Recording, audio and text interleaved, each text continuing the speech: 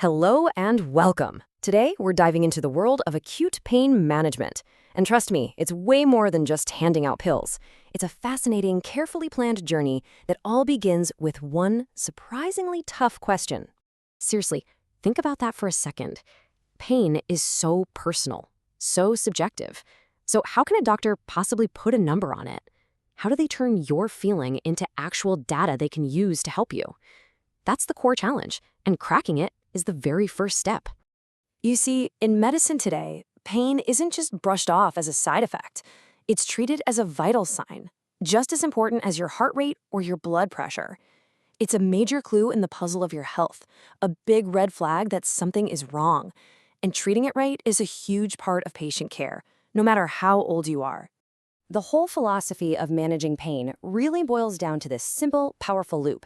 Assess the pain, do something about it, and then, this is key, reassess to see if what you did actually worked. It's a continuous cycle, a constant conversation between the caregiver and the patient to figure out what's best. Okay, so let's dig into that first step, assessment. If you're going to treat pain, you need that ruler for a feeling we talked about. And what's so interesting here is that the ruler looks completely different depending on who the patient is. For the little ones, kids under 4, they can't exactly tell you, my pain is a 7 out of 10.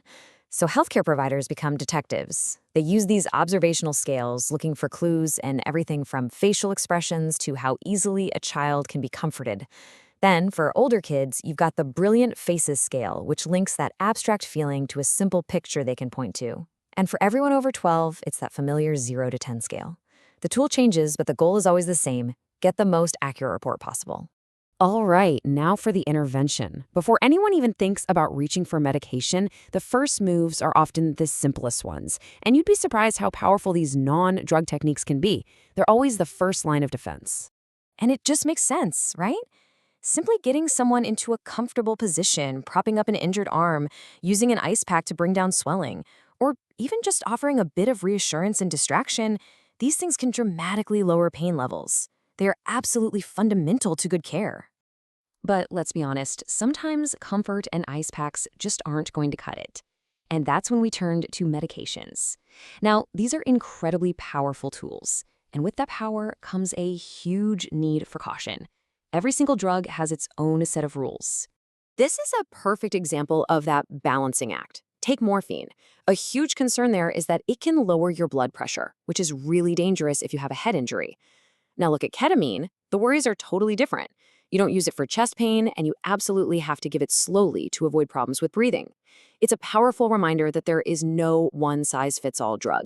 But giving the drug isn't the end of the intervention, not by a long shot. In fact, that's when the reassess phase really kicks into high gear. You have to monitor the patient closely for any possible side effects. Let's use ketamine as a specific example.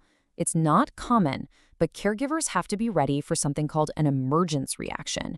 So what exactly is that? An emergence reaction is basically a temporary state where a patient can experience some psychological symptoms as they emerge from the effects of the ketamine. Now, it doesn't last, but it can be really distressing for the patient, which is why knowing what to look for is so important. So what are providers watching for? Things like hallucinations, somebody getting really agitated or confused, or even just their muscles getting really tense. Spotting these signs early is the absolute key to managing the situation quickly and effectively. And the management plan always puts the patient first. The very first step is simple reassurance. Creating a calm, quiet environment can often be enough to dial everything down. If that's not enough and the patient is still very agitated, then step 2 is giving a calming medication like midazolam to help out. It's a measured, thoughtful response to a really tough situation. So if there's one thing to take away from all this, it's that pain management isn't a single event. It's a continuous process.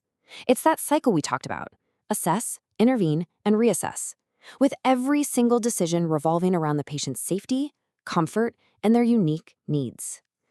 So we've walked through the science and the systems that medical professionals use, but the whole journey of managing pain really begins and ends with the patient. And that leaves us with one last really important question to think about. What is the patient's role in this critical partnership?